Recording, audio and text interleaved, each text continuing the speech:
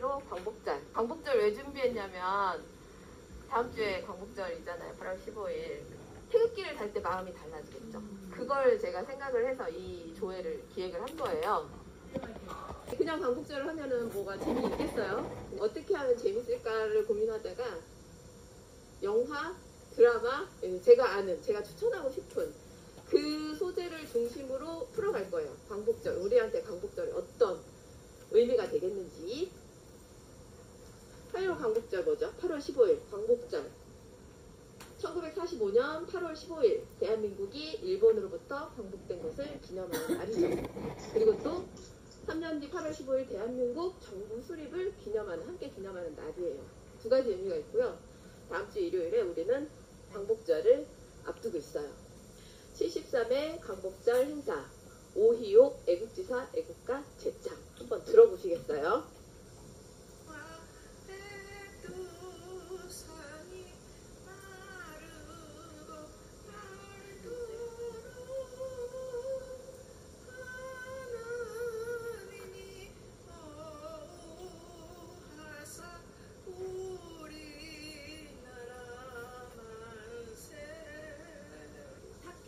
행정관이라고 기획을 박지영 매니저님 급으로 잘하시는 분이 계세요. 청와대에. 이분이 하셔서 저는 광복절 행사를 꼭 봐요. 근데 이걸 보면서 엄청 막 눈물이 나거든요. 이 영상을 보면. 오희옥 애국지사 보면 여성 독립운동가. 근데 특별해요. 할아버지, 아버지, 오희옥 지사까지. 근데 할아버지는 명포수였대요.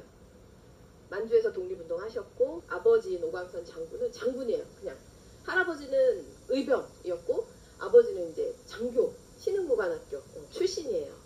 근데 이런 장교 막 이런 분들은 다 신흥무관학교를 거치지 않은 사람이 없어요. 서울군정서를 거쳐서 대한독립군단으로 활약. 여기 동그라미 친 부분이 오희옥 애국지사예요. 좀 전에 애국가, 예전 애국가 이렇게 부르셨던. 근데 보니까 악기 같은 거 있죠. 그래서 그걸로 독립자금을 지원한 거. 되게 보우셔. 90세 넘으셨어요. 근데 이제 좀 줄 끼고 계세요. 지금은. 이렇게 독립운동을 하신 분이라고 해요. 우리에게 광복절이라. 광복절 그냥 뭐 태극기 성실하게 달아야 되는 날. 그 정도일 거예요. 뭐 놀러 가지 않고 혹은 놀러 가더라도 태극기를 꼭 달아야 되는 날. 광복절은 이 뒤로 숨겨진 사실들이 진짜 많아요. 근데 이제 그게 일제강점기가 되겠죠. 실제로 알아야 되는 어떤 굵직한 사건들을 제가 이제 이야기를 나눌 거예요.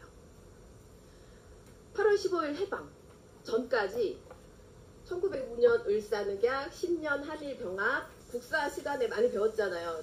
10년대별로 약간 구분해서 반복이 되는지 한번 살펴보겠습니다. 을사늑약은 뭐냐면 강제로 약속했다. 늑약이죠. 미스터 선샤인만큼 이 사건에 대한 전말을 매끄럽게 보여주는 영화나 드라마가 없어요. 아이한테도 이야기해주기 좋고요. 그 카스라 탭트 밀리악 보이시죠? 카스라는 누가 들어도 저쪽 섬나라 사람인 것 같죠? 탭트는 미국 사람이에요. 나는 필리핀 먹을게. 너는 조선 먹어. 일본 너는 조선 먹어. 그래서 을사늑약이 일사천리로 된 거예요. 지들끼리 한 거죠. 이토 히로부미가 와서 일사늑약을 체결을 했죠. 강압적으로. 그리고 누구죠? 5명 뒤에. 을사오적. 을사늑약을 앞장서서 고종을 막 협박을 해가면서 체결을 한 을사오적이라고 해요. 뭐 이완용, 가운데가 이완용이에요. 이완용, 뭐 송병준, 뭐 자세하게 다 나와요. 미스터 선샤인을 보면. 그래서 우리나라가 초창기에 어떻게 나라를 빼앗기게 되는지에 대한 그 묘사를 엄청 잘했어요. 저는 개인적으로 정말 이건 봐야 된다고 생각해요. 아까 그 이토, 이등방문이라고 해요. 우리 발음으로는 이등방문을 탕탕탕, 유관순 열사, 만세, 평화. 그리고 지사, 을사와 열사와 의사는 그걸로 돌아가셔야 돼. 그 순간. 근데 오히려 애국지사는 아직 살아계셔. 그리고 병환으로 돌아가실 거예요. 그래서 지사인 거예요. 세 가지 차이가 있어요. 안중근 의거, 이토, 이등방문 죽였어요. 자, 그리고 1910년대가 이제 들어와요. 이제 실제로 아예 병합이 되어서 우리나라가 조선이 대한제국이 아예 이제 일본으로 통째로 그냥 넘어가요. 송두리째. 그래서 뭐죠? 조선 총독부. 여기가 경복궁, 광화문. 그래서 이렇게 들어가면 경복궁. 현재는 우리가 경복궁을 보려면 여기를 들어가는데 조선 총독부가 이렇게 있었던 거예요. 엄청 흉물스럽죠. 근데 어떤 사람들은 이것도 철거할 때 되게 찬반이 있었다고 해. 이것도 역사인데 가지고 있었어야 된다. 근데 에이 치아라. 그래서 김영삼 정부 때 무너뜨렸죠. 그리고 한일병합 무다통치 막 다 때려버리고 죽이고 말 안 들으면 그냥 무섭게 공포 통치를 한 거죠, 한마디로. 그래서 카르찬 일본 경찰 순사라는 말 많이 들어보셨어. 저는 진짜 엄마 예전에 친정어머니 살아계실 때 순사 경찰보다 순사, 그러니까 옛날 분이시니까 순사 그 공포심이. 저희 큰아버지가 참전용사예요. 6.25 참전용사. 근데 학교를 순사 때문에 무서워서 안 가려고 했대요. 그래서 할아버지가 종아리를 때리면서 학교 갈래 나무 할래? 그럼 나무 할래요. 그랬다고 하더라고요. 너무 무서워서. 어딘지 아시죠? 창경원, 창경궁. 창경궁을 동물원과 식물원을 만들어버리죠. 그래서 동물원은 현재 서울대공원으로. 그래서 이런 일들을 막 자행을 했죠. 이 영화를 이제 또 보셔야죠. 10년대니까 19년에 벌어진 일이죠. 독립 3.1 만세 운동이.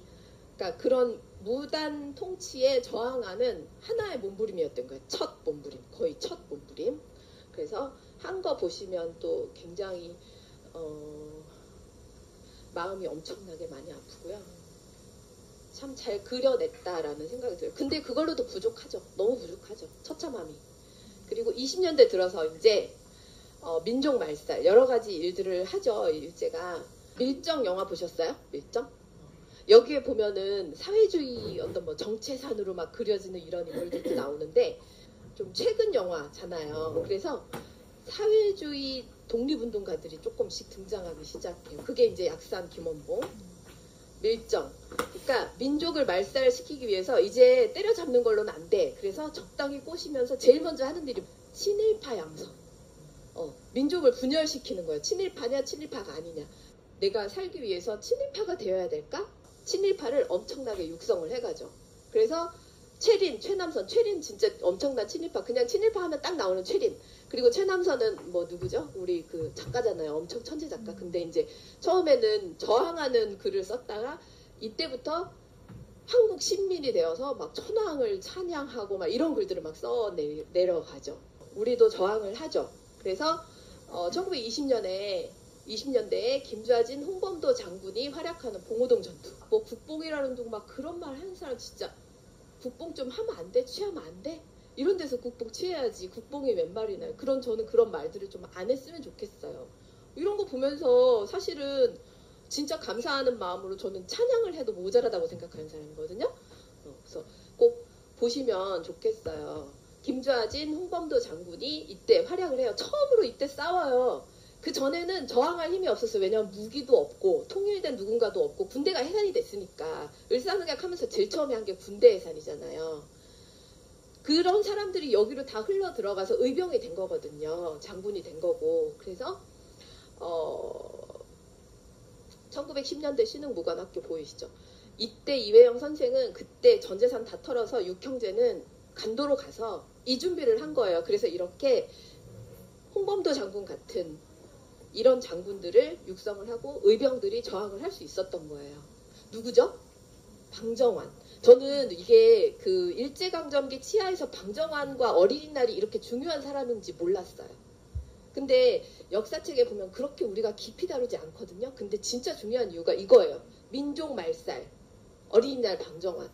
보세요. 자네 출세하면 뭘 하나. 우리 세대는 말과 노래를 잃고 이렇게 울며 지내더라도 다음 세대에게는 우리나라 우리 문화와 역사를 다시 찾아주도록 해야 하지 않겠나. 아이들한테 좀 우리 교육을 시키자. 그래서 어린이를 존중하는 마음으로 좀 너희에게도 민족이란 게 있고 너희는 나라가 따로 있어 라는 것을 아마 이렇게 가르치려고 준비를 하지 않았나 싶어요. 어린이를 위한 바른 교육 프레벨처럼 아마 그렇게 그걸 앞날을 내다본 거죠. 그래서 우리나라 민족사에서 방정환 선생님 진짜 중요해요. 많이 중요해요.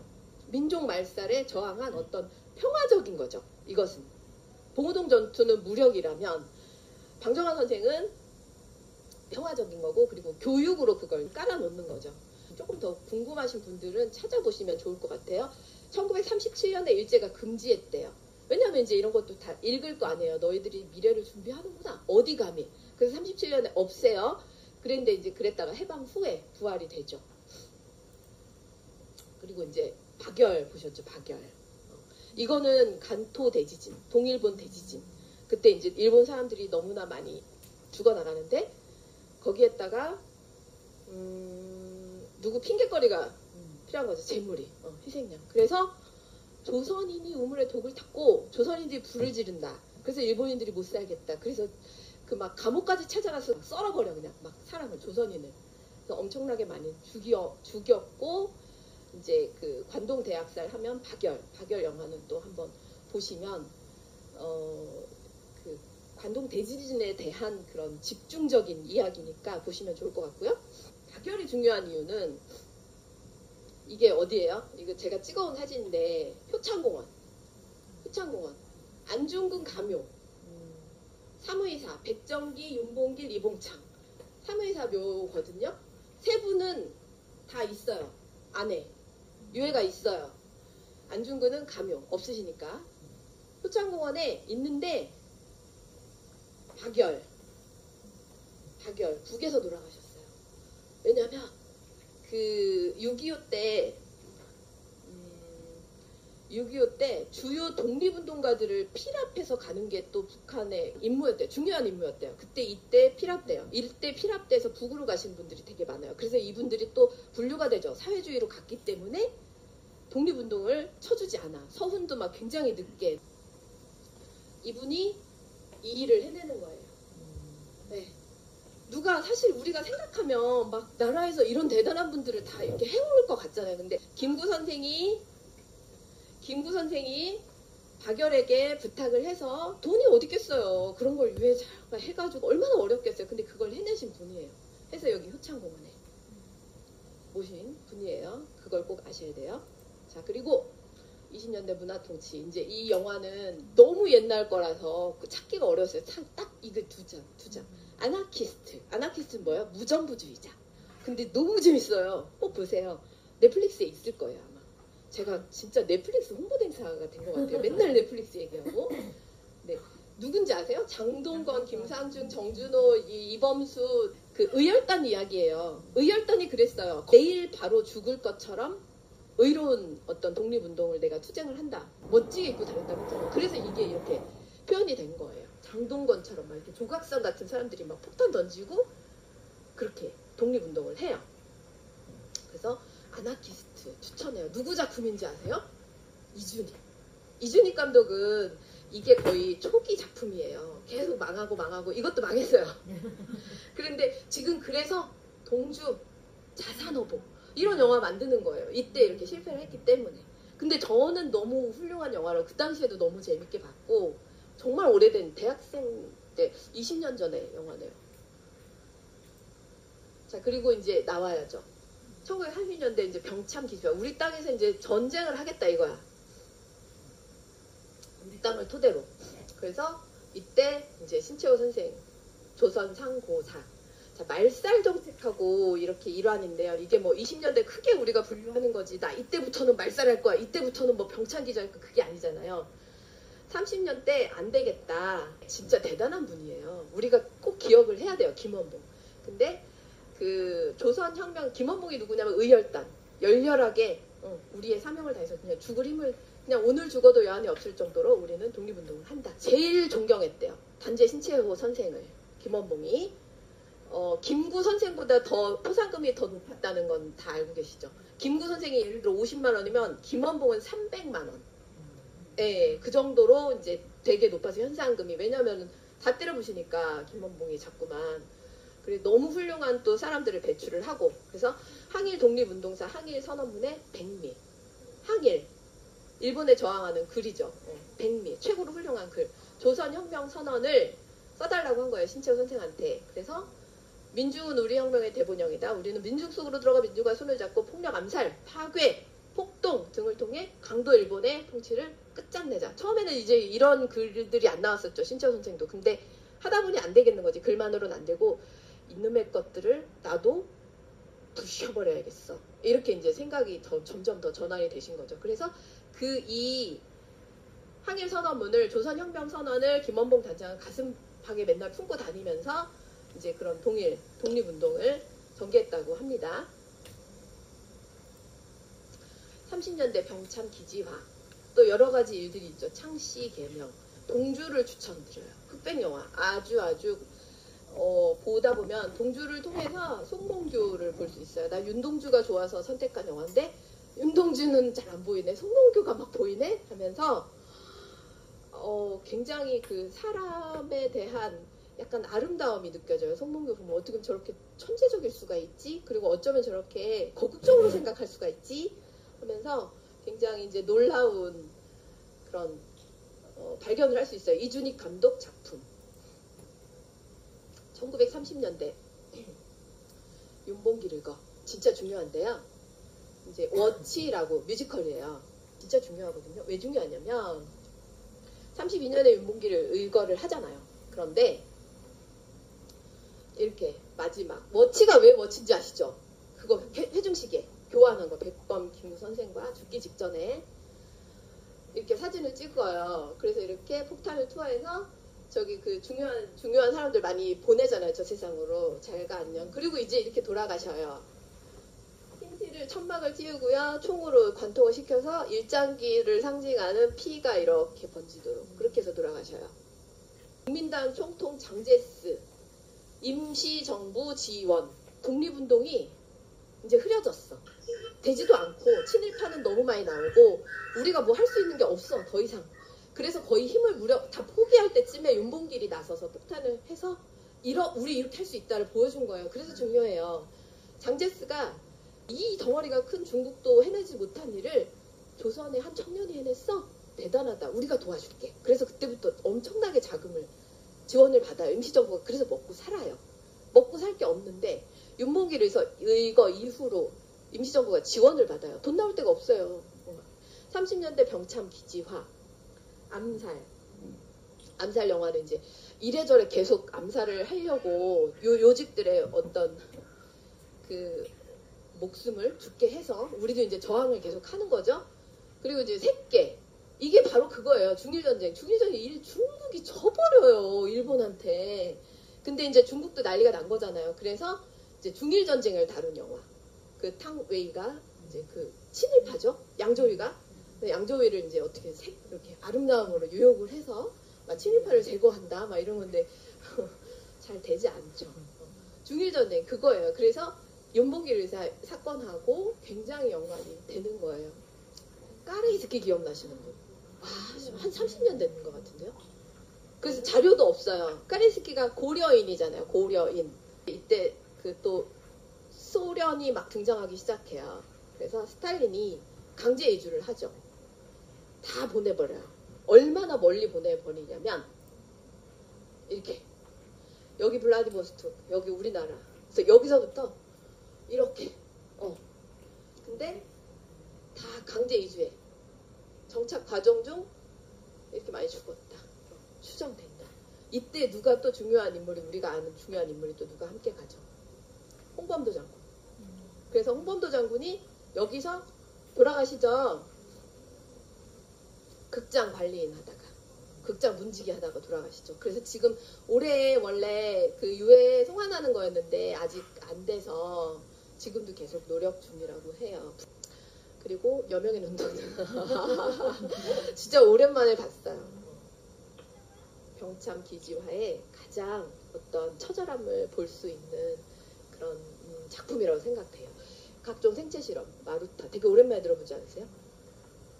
이게 뭐냐면 이제 그 관통 실험, 총을 테스트를 하는 거예요. 사람에서 머리에 쏘면 관통하나, 가슴에 쏘면 관통하나, 다리에 쏘면 관통하나, 몇 분 만에 죽나, 임산부 뱃속에서 아기를 태아를 꺼내. 얼마나 사나? 이런 거 보고 약물. 아까 동주에서 윤동주도 그렇게 해서 돌아가셨죠. 뭐 바닷물 같은 거 뭐 주입했다 그랬나? 그래서 피부병으로 돌아가시죠. 결국은 마루타 뭐 이런 거 나오고요. 근데 다시 한번 보고 싶기는 해요. 세시라 리즈 시절. 그리고 40년대 이제 이때는 말모이 되게 최신 영화인데 말을 모았다. 그래서 우리말이 이제 다 사라진 거예요. 거의. 우리말이 없어졌어. 근데 그 와중에 이제 우리말을 지키려는 목숨을 걸고 지키죠. 우리말을 다시 수집하고 사라진. 그래서 뭐 제주도 방언으로 뭐 예를 들어 사과가 제주도 말로 뭐요? 충청도 말로 뭐요? 경상도 말로 뭐요? 전라도 말로 뭐요? 이러면서 그런 또 에피소드들이 되게 재미있는 에피소드들이 막 쏟아지는. 네, 정말 이분들이 있었기에 우리가 이렇게 또 아름다운 언어를 사용할 수 있는 것 같아요. 그래서 실제로 40년대 때 2차 세계대전, 이제 일본이 태평양전쟁에 참전하죠. 그래서 이제 해외여행 하나. 해외영화 뭐 진짜 볼 거 엄청 많죠. 전쟁 관련해서는. 근데 이제 제가 이걸 가져온 이유는 그냥 일본이 거기 적나라하게 진주만 공격을 할 때 어떻게 하는지 그런 것들이 나왔기 때문에. 진주만은 사실은 사랑영화죠. 근데 이제 또 막 미군들, 해군들 막 항공모함에서 골프 치고 막 이러다가 막 폭격 맞는 이런 장면들이 너무 그랬겠다 하는 생각에 이제 있어서 한번 보시면 좋을 것 같아서 가져왔어요. 그리고 군함도 같은 경우 이제 막바지에 치달았어요. 이제 태평양 전쟁은 하고 있고, 일본은 태평양과 아시아를 무대 삼아 미국과 전쟁을 했어. 그리고 전쟁에 필요한 군사 시설과 비행장을 짓고 광산에서 석탄을 깼는데 조선인들을 강제로 끌고 갔단다. 이것을 강제징용이라고 해. 그런데 일본은 필요한 공사가 끝나면 끌어간 사람들을 몽땅 죽이는 일을 서슴지 않았어. 이게 이제 한국사 편지 5권 이걸 참조해서 발췌를 해왔고요. 군함도에 보면 이제 전쟁이 일어났고 너희가 해방을 했는데도 이제 이 사람들을 죽이려고 해요. 그래서 군함도를 목숨 걸고 필사적으로 탈출하려고 하는 영화가 군함도죠. 이제부터 시작이에요. 1945년에 해방이 돼요. 1945년 8월 6일 히로시마에 원자 폭탄 투하. 8월 9일에 나가사키에 한 번 더. 8월 15일에 일본이 무조건 항복하죠. 천황이. 우리 이제 전쟁 지속할 수 없고 우리는 무조건 항복을 선언합니다. 라고 해요. 자, 그런데 항복을 했어요. 근데 해방이 됐는데 소련하고 미국하고 동시에 들어오죠. 소련이 먼저 들어와요, 우리나라에. 그리고 북으로 들어오고 우리는 이제 미국에. 한번 생각해 볼까요? 임시정부 요인들 있잖아요. 모진 세월 동안 해외에서 상하이에서부터 중국 춘칭까지 그 장정을 살아남은 김구 주석을 중심으로 해서 뭐 이시영 뭐 이런 분들 있잖아요. 임정 요인들 어떻게 한국으로 왔을까요? 어떻게 왔을 것 같아요? 어떻게 왔을 것 같아요? 임정 요인들. 우리 입장에서는 그분들 진짜 완전 환대해야 되죠. 근데 어떻게 왔을까요? 미국에서 오지 말라 그래요. 너희들이 그리고 오고 싶으면 개인 자격으로만. 임정 요인으로 인정 안 하니까 임정 요인 자격으로 올 것 같으면 오지 마. 미군이 그래요. 김구 주석한테 오지 마. 그리고 개인 자격으로 와. 그래요. 그래서 목숨 걸고 와요. 반대 없어요. 볼까요? 이제 국내파 인물들이 또 있을 거잖아요. 임정 그 밖에 있었던 인물들이 있는가 하면 대표 인물로 몽양 여운형. 진짜 여운형 선생도 우리가 너무 잊고 사는 굵직한 인물이에요. 가장 중심적인 인물이라고 보면 돼요. 좌우 합작 뭐예요? 북한, 남한. 그러니까 신탁통치를 반대하죠. 다. 왜냐하면 다 내다 보니까 신탁통치는 뭐예요? 분단을 의미해요. 그래서 반대를 해요. 근데 그러다가 극우파 한지근에 암살돼요. 암살. 해방 후 2년 후에 암살 엄청 많이 당해요. 그리고 45년에 해방 됐는데 이제 밖에서 대한민국 임시정부를 지켜온 백범 김구 그리고 임정 요인들 그냥 우여곡절 끝에 어떻게 해서 비행기 타고 들어와요. 요거 하나 요거 꽃다발 요거 하나. 그리고 1차 2차 이게 1차구나. 이거 보여드리려고 그때 제가 그때 보여드렸죠. 이시영 부통령 초대 부통령 6형제 중에 다 6형제가 다 독립운동하러 떠나가서 신흥무관학교 전재산 다 털어서 신흥무관학교 세웠어. 독립군 양성했어. 사실은 정말 이 6형제 덕분에 정말 독립한 거예요. 그런데 자기 형제 5형제 다 죽고 혼자 살아남아 왔어요. 혼자. 굶어 죽고 고문당해 죽고 그랬어요. 다른 형제들은 다. 그러니 눈물이 안 나겠나요? 그죠?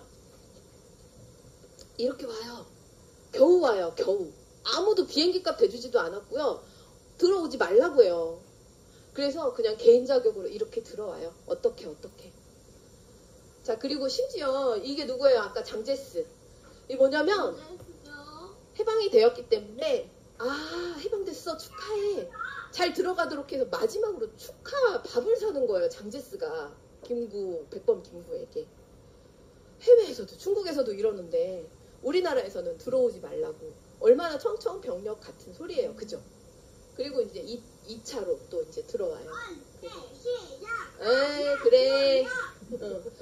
근데 이제 또 윤기섭 선생이라고 있어요. 윤기섭 선생이 도왔대요.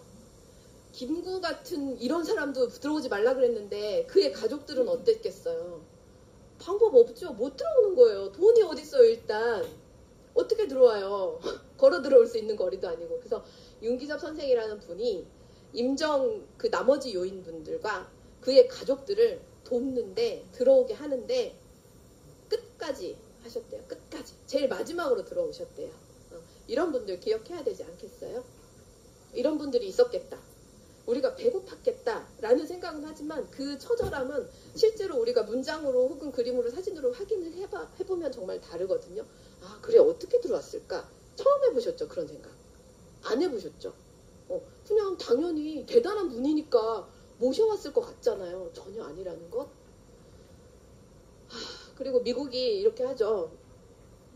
이제 친일파들을 다시 다 쓰죠. 모조리. 왜냐면 귀찮아. 우리는 너희가 친일파인지 아닌지 그런 거 관심 없어. 그냥 빨리 남한을 빨리 질서를 잡아서 우리 미국의 입맛에 맞게 너희들을 좀 쓰고 싶어. 이게 미군의 이제 생각이었던 거예요. 그리고 누구 메가더 장군 얼마나 위험한 인물인지 아시나요? 우리나라에다 원폭 투하 하려고 했대요. 그걸 내렸었대요. 근데 이제 누군가 반대해서 우리나라도 다 그냥 싸그리 다 없어질 뻔했어요. 그냥 그걸 그냥 때려 뭐 이렇게 얘기했다고 해요. 자, 그래서 이런 이유 때문에 미국이 우리는 아직 청산할 게 남아 있는데 전혀 반민 특위 뭐 이런 거 있잖아요. 반민족 특별 뭐 위원회 이런 거 그런 거 그냥 다 무시하고 그대로 다시 일본 경찰 앞잡이했던 사람들은 다시 대한민국의 경찰이 돼서 이제 친미가 다시 되는 거죠. 그래서 김구 선생이 하신 말씀이에요. 나는 통일된 조국을 건설하려다 38선을 베고 쓰러질지언정 일신의 구차한 안위를 위하여 단독 정부를 세우는 데에는 협력하지 않겠다. 그래서 북한으로 가시죠. 그래서 빨갱이네, 사회주의네, 공산당이네 이런 이야기 듣죠. 그래도 갔다 오세요. 성과 없어요. 그래서 결국은 48년 5월 10날 남한 단독 정부 수립이 돼요. 누가 있어요? 이 중심은 이승만. 네, 이승만. 1948년 그래서 그 김일성도 기다렸다는 듯이 9월 9일에 지금의 조선민주주의 인민공화국을 수립을 하죠. 그래서 제가 시간을 너무 조금만 금방 할게요. 이제 다 끝났어요. 그리고 이제 경교장이라는 곳에서 김구 선생이 업무를 보셨었죠. 1949년 북한에 갔다 온 지 내가 이제 어떻게 해볼래?